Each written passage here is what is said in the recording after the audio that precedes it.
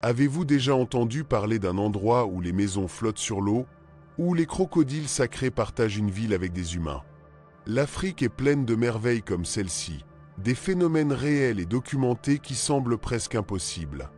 Ce continent abrite certains des paysages les plus étonnants de la planète.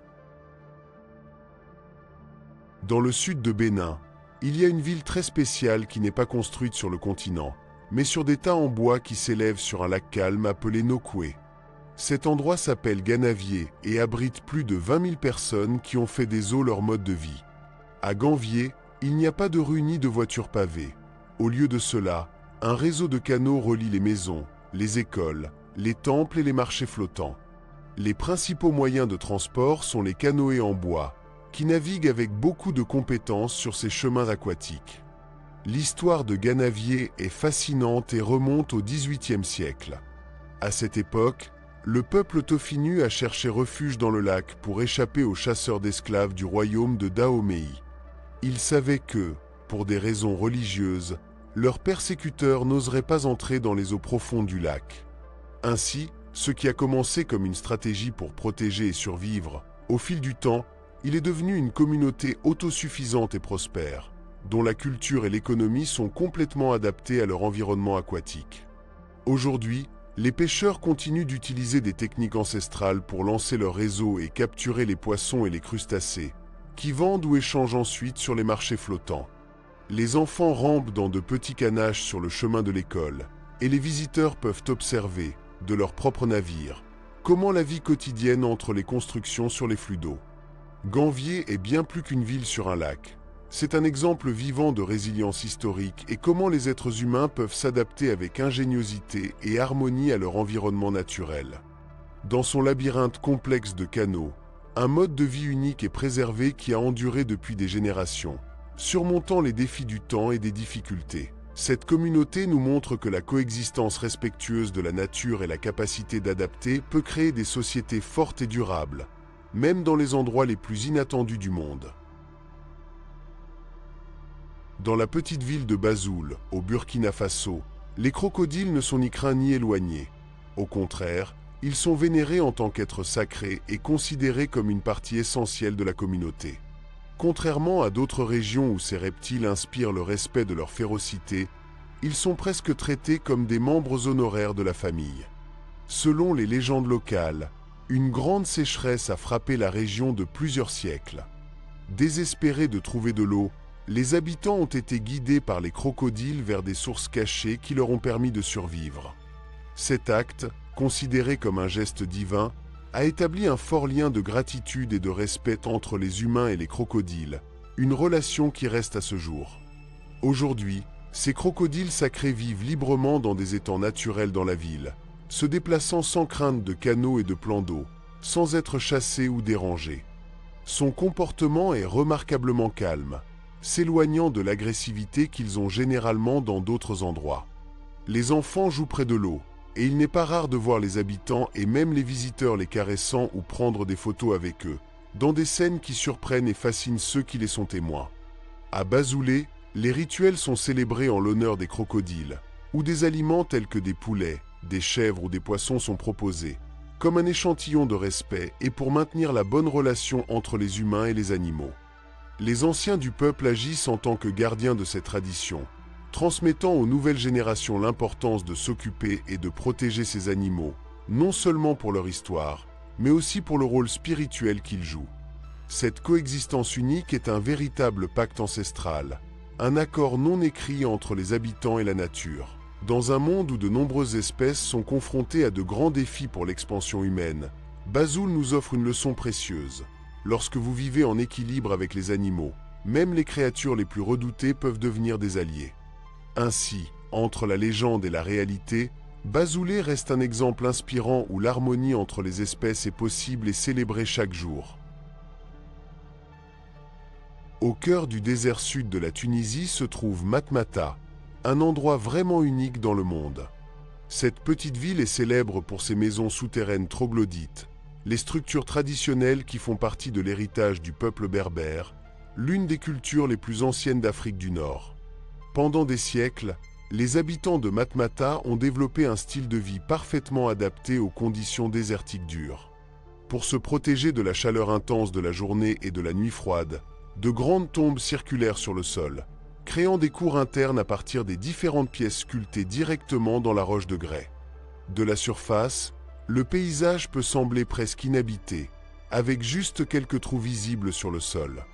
Mais lorsque vous descendez, on rencontre un monde complètement différent, des maisons fraîches, silencieuses et étonnamment accueillantes. Ce système de construction ingénieux offre non seulement une isolation naturelle très efficace, mais représente également un lien profond entre les personnes et leur environnement. L'architecture troglodyte de Matmata est un échantillon vivant de la façon dont l'être humain a pu s'adapter au climat extrême sans avoir besoin d'une technologie moderne ou de ressources polluantes. Le monde connaissait cet endroit particulier lorsque Matmata a été choisi comme l'un des principaux scénarios d'un célèbre film de science-fiction dans les années 1970. Depuis lors, la ville a attiré des visiteurs de toute la planète, curieux de voir de leurs propres yeux les maisons qui servaient autrefois de scénario d'une galaxie très loin. Mais au-delà de la renommée du film, la vie à Matmata poursuit son cours avec l'authenticité. De nombreuses familles vivent encore ces maisons souterraines, conservant leurs traditions ancestrales et offrant une hospitalité aux voyageurs qui arrivent. Certains ont adapté leur maison pour recevoir des touristes, partageant non seulement l'espace, mais aussi leur culture, sa gastronomie et leur histoire. Malgré le passage du temps et des avancées technologiques, Matmata reste un exemple extraordinaire de durabilité et de résilience culturelle. Ses habitants continuent de démontrer que l'on peut vivre en harmonie avec la nature, en respectant l'environnement et en préservant les formes de vie qui, bien que vieilles, restent valables et admirables aujourd'hui. Dans la vallée d'Omo, en Éthiopie, la tribu Mursi, connue pour une tradition culturelle très particulière liée à la modification du corps, des vies.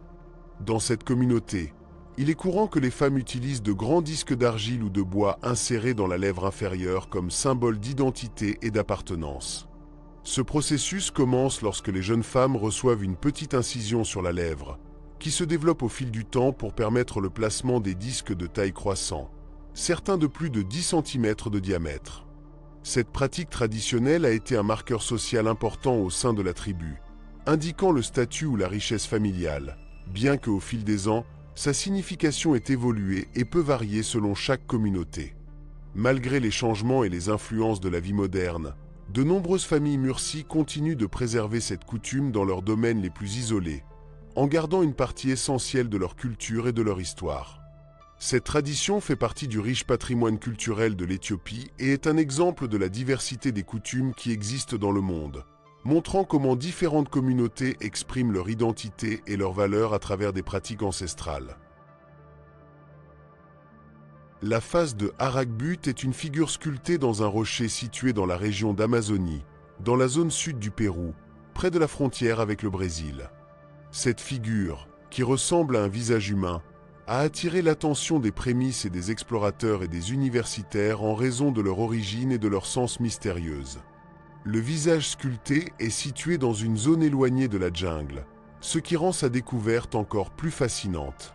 Pour beaucoup, cette image semble représenter un être humain, ou même une figure spirituelle, ce qui suggère qu'elle aurait pu être créée par une ancienne civilisation qui habitait la région à l'époque pré-Colombie. Cependant, il n'y a aucune preuve définitive sûre qu'il a sculpté ou quelle culture il a créée. Le Haragbut, le groupe indigène qui habite la région où se trouve la figure, ont leur propre interprétation du visage. Pour eux, le visage de Haragbut est une manifestation des esprits protecteurs de la jungle, une figure spirituelle profondément liée à sa vision du monde. Dans la tradition du Haragbut, les esprits de la nature et des ancêtres jouent un rôle crucial dans leur vie quotidienne, et le visage est considéré comme un symbole de cette connexion ancestrale. Bien que les Haragbut aient une interprétation spirituelle du visage de Haragbut, les universitaires et les explorateurs qui ont visité la région ont également offert d'autres théories. Certains suggèrent qu'il pourrait s'agir d'un art précolombien, sculpté dans le cadre d'un rituel ou en tant que représentation d'une divinité ou d'une figure importante pour les anciennes civilisations de la région. Cependant, en raison du manque de preuves concrètes, le mystère de son origine reste non résolu. Le visage de Haragbut est toujours une énigme pour les indigènes et les chercheurs. Son emplacement éloigné, entouré de la jungle impénétrable, a gêné les études archéologiques et son interprétation finale. Ce qui est certain, c'est que ce visage est une pièce importante dans le patrimoine culturel et spirituel du Haragbut, et continue d'être un symbole qui représente le lien profond entre les peuples autochtones et la nature qui les entoure. En conclusion, Haragbut Face est l'un des nombreux mystères de la jungle amazonienne, une énigme qui reflète non seulement la richesse culturelle et spirituelle des peuples autochtones, mais aussi le territoire vaste et inexploré de l'Amazonie. Bien que l'origine du visage reste incertaine, son existence dans la jungle amazonienne continue de fasciner ceux qui s'aventurent dans cette région pleine de secrets. Les plantes carnivores. L'Amazonie abrite également certaines des plantes carnivores les plus étonnantes du monde. Bien que ces plantes ne soient pas exclusives à la région, des espèces telles que Nepenthes, plant de cruche, et Dosra, Vénus rose, se trouvent dans plusieurs coins de la jungle amazonienne, ce qui en fait un aspect unique de la flore locale. Les plantes carnivores sont fascinantes car elles ont la capacité d'attraper et de digérer les animaux, principalement des insectes, mais peuvent également capturer des barrages plus importants tels que les grenouilles ou les petits mammifères. Nepenthes est une plante connue sous le nom de plante de cruche en raison de la forme de sa structure. Ces plantes ont des feuilles qui ont été modifiées pour former une sorte de cruche ou tasse pleine d'un liquide collant. Les insectes, attirés par le nectar que les plantes produisent sur les bords du pot, tombent à l'intérieur et sont piégés dans le liquide glissant. Une fois à l'intérieur, les barrages ne peuvent pas s'échapper et sont finalement digérés par la plante, qui absorbe les nutriments de leur corps. La chose la plus surprenante est que ces plantes ont développé de tels mécanismes spécialisés pour attirer, attraper et digérer leur proie, ce qui en fait l'un des exemples d'adaptation les plus extraordinaires dans le royaume végétal. La disparition de la tribu Yanomami. Les Yanomami sont l'un des peuples autochtones les plus connus de l'Amazonie, habitant principalement la région frontalière entre le Brésil et le Venezuela. Ce groupe est célèbre pour son mode de vie traditionnel, isolé et étroitement lié à la nature qui les entoure. Cependant, il y a un mystère qui entoure le Yanomami, la disparition de certains de ces villages dans certaines zones de la jungle amazonienne. Au fil des décennies, des histoires de villages complets des Yanomami ont circulé qui a simplement disparu, sans trace. Dans bon nombre de ces cas, les habitants d'autres tribus voisines mentionnent que les membres de ces villages ont été pris par des esprits ou ont disparu dans la jungle sans explication. Pour Yanomami et d'autres communautés autochtones, ces phénomènes sont souvent liés aux mythes spirituels. On pense que les esprits peuvent être responsables de faire disparaître les gens, de les emmener dans d'autres mondes ou simplement de les guider à mort. Les histoires comprennent des histoires d'âmes perdues qui sont portées par les esprits des ancêtres, laissant des villages vides. Le mystère est également amplifié par le fait que certains de ces villages étaient situés dans des zones reculées, difficiles d'accès, ce qui entrave encore toute explication logique. En outre, ces dernières années, les communautés de Yanomami ont fait face à de grandes menaces externes, telles que l'extraction illégale d'or, le progrès de la déforestation et de la violence générée par les groupes armés. Ces activités ont forcé bon nombre des Yanomami à abandonner leur village, soit à cause de la peur, soit parce que les conditions de vie sont devenues insoutenables. Cependant, ce qui reste déconcertant, c'est le phénomène des villages abandonnés sans aucune trace, un phénomène que certains interprètent comme quelque chose au-delà du physique, comme une manifestation des esprits ou une force mystérieuse de la jungle elle-même. La disparition des villages de Yanomami a fait l'objet d'une étude et de spéculations, avec plusieurs théories allant de l'intervention des maladies étrangères, causées par l'arrivée des colons, aux histoires les plus surnaturelles liées aux mythes spirituels du peuple autochtone. Bien que certains villages aient finalement été trouvés par des explorateurs ou des chercheurs, d'autres restent une énigme, comme si la jungle elle-même avait revendiqué son existence. Ce mystère des villages manquants du Yanomami est un rappel de la profondeur de ces peuples avec la terre et des esprits qui l'habitent, et comment la nature, la culture et les légendes sont entrelacées dans la vaste jungle d'Amazone, ce qui rend difficile de démêler tous les secrets qui gardent cet endroit incroyable. À la périphérie du nord de Cusco, au Pérou, il y a Sacsayhuaman, un complexe massif qui monte à une altitude de 3701 mètres. Construit au XVe siècle sous la direction de Sapa Inca Pachacutec et de ses successeurs, les réalisations architecturales de Sacsayhuaman continuent de poser des questions sur les capacités des civilisations préhistoriques. La structure est célèbre pour ses murs colossaux en pierre sèche, composés d'énormes blocs coupés avec une telle précision qui s'adaptent parfaitement sans avoir besoin de mortier. La précision est telle que vous ne pouvez pas glisser un papier parmi de nombreuses pierres. Cette technique met non seulement la compréhension avancée de la maçonnerie par les Incas, mais aussi leur capacité à manipuler de grandes pierres qui pourraient résister à l'activité sismique qui secoue fréquemment la région. On estime que la plus grande pierre pèse près de 200 tonnes, et la question reste de savoir comment elles ont été transportées et sculptées avec la technologie limitée disponible à l'époque. L'emplacement stratégique de la forteresse, dans une colline escarpée, offre une vue dominante de la vallée de Cusco, qui suggère son utilisation comme bastion militaire. Cependant, la complexité et l'élégance des travaux de pierre indiquent qu'il a également joué un rôle de cérémonie significatif. La grande place et les grandes terrasses avec des murs en zigzag, qui ressemblent aux dents d'un puma, ainsi que l'alignement du site avec des événements célestes, montrent leur importance spirituelle pour les Incas. La construction de Sacsayhuaman est remarquable étant donné que les constructeurs Incas utilisaient principalement des outils en bronze ou en pierre. Les Incas ont modelé les énormes pierres avec une telle précision que les murs ont résisté à des siècles de catastrophes naturelles. Des expériences modernes, comme Danlé, ont tenté de reproduire les compétences des maçons Incas, mais la réalisation de la précision des articulations de pierre est toujours difficile, ce qui augmente le mystère de leur méthode de construction. Au cours des siècles, Sacsayhuaman a subi un pillage et une destruction, en particulier pendant la conquête espagnole, lorsque de nombreuses pierres ont été réutilisées pour construire la ville coloniale de Cusco. Aujourd'hui, il ne reste que les plus grandes pierres, trop lourdes pour être déplacées, ce qui nous laisse une idée de la grandeur originale de Sacsayhuaman. À l'ère moderne, Sacsayhuaman est devenu un symbole de l'orgueil culturel. C'est le scénario d'Inti Raymi, le festival Inca du solstice d'hiver, qui attire des milliers de touristes et de locaux qui viennent voir la tradition Inca et rendre hommage à l'ingénierie de leurs ancêtres. Peu de légendes fascinent l'imagination plus que l'or, une ville d'or mythique qui est dite et cachée au cœur des Amériques. L'or, originaire des traditions de Muisca de Colombie, était associé à une richesse incalculable et sans comparaison. Pendant des années, les explorateurs européens, inspirés par des histoires de conquête et de pillage des civilisations aztèques et incas, ont entrepris des voyages dangereux vers des territoires inexplorés à la recherche de cette métropole légendaire. L'attraction d'El Dorado est née des réalités de la conquête espagnole dans les Amériques.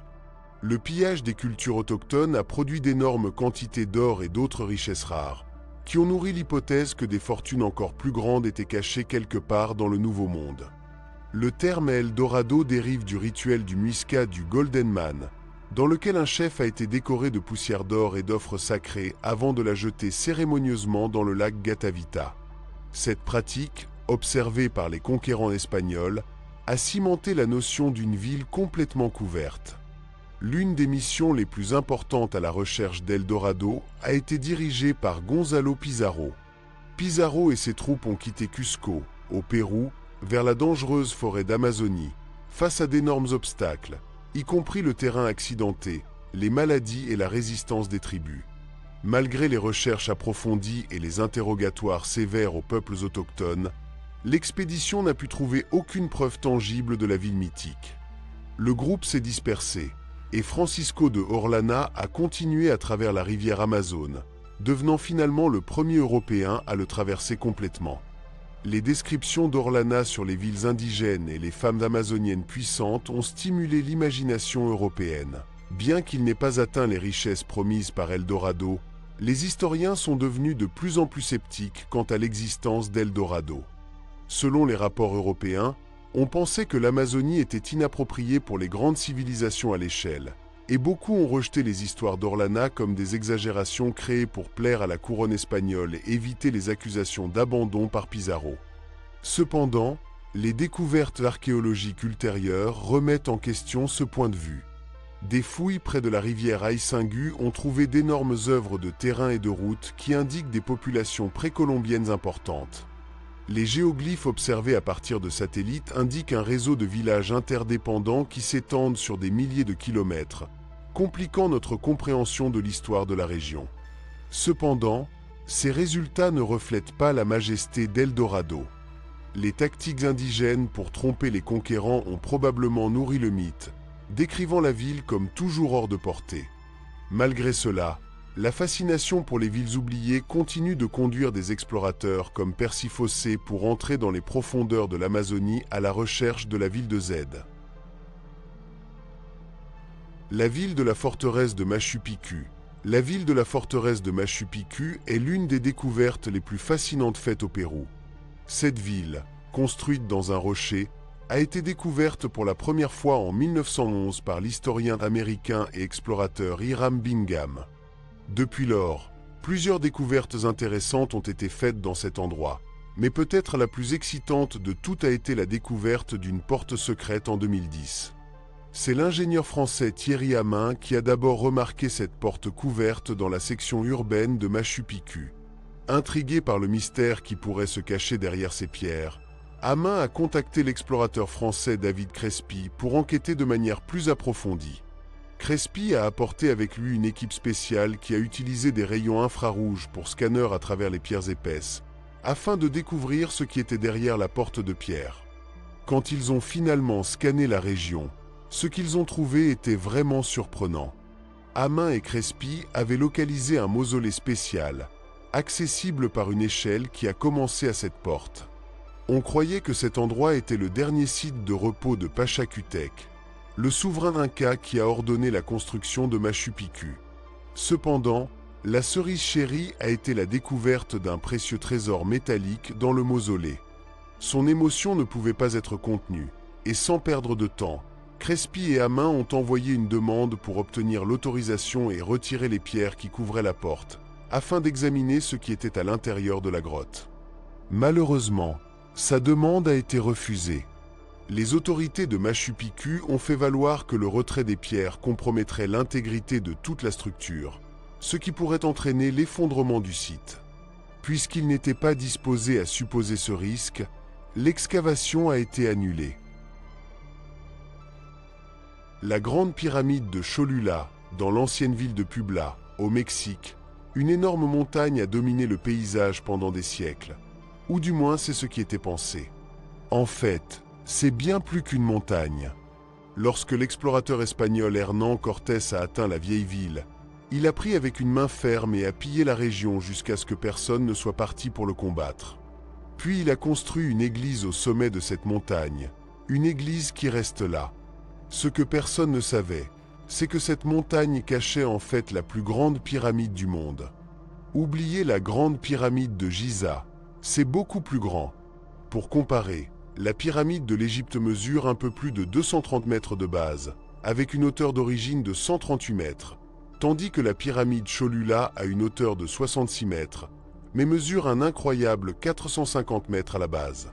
Bien que la pyramide de Giza soit remarquablement plus élevée, la taille absolue de la pyramide Cholula dépasse le monument égyptien sans effort. Cependant, la pyramide entière a été construite avec de la boue, donc, au fil du temps, elle était recouverte de végétation. Les historiens croient que la construction a pris des siècles à terminer, chaque génération ajoutant son propre style architectural au monument.